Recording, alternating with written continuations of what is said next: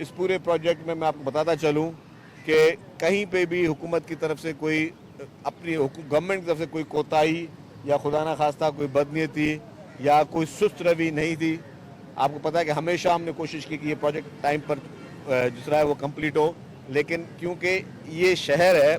और शहर के मसाइल अलग होते हैं। किसी भी रिमोट एरिया में काम करना बहुत आसान होता है,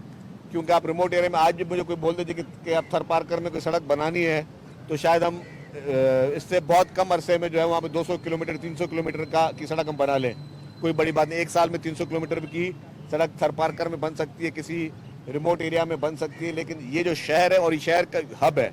यूनिवर्सिटी रोड जो है इस पूरे शहर का हब है, और उसमें जो यूटिलिटीज़ की जो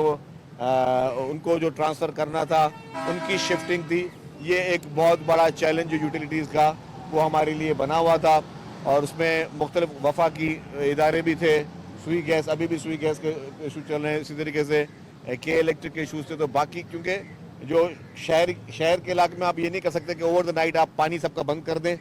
वाटर बोर्ड की लाइनें हटा दें, आप तमाम खंबे बिजली के हटा दें, सारे गैस के कनेक्शन डिस्कनेक्ट कर दें और ओवरनाइट आप ये सारी कर सकें। वो एक एक यूटिलिटी ट्रांसफ़र करने के लिए, उसकी शिफ्टिंग के लिए उन मुख्तलिफ इदारों से जो है उनको गवर्नमेंट ने पैसे भी दिए, पर उनके भी बड़े मसाइल थे, तो सारी चीज़ें उसको देखी गई। फिर जो कॉन्ट्रैक्ट्स के इशू थे उसको भी एड्रेस किया गया, इसीलिए ये सख्त फैसला हुकूमत सिंध ने किया कि वो कॉन्ट्रैक्ट टर्मिनेट किया, और FWO को ट्रांसपोर्ट महकमे ने जो है वो फिर उनसे बातचीत की, और फिर चीफ मिनिस्टर साहब को हमने रिक्वेस्ट की कि हमें इसमें इजाज़त दी जाए कि हम FWO के साथ बैठ के इस काम को करें। उस काम को जो है हम अब जल्दी से FWO कर रही है। मेरे साथ FWO के बेगर साहब वो भी मौजूद हैं, और उन्होंने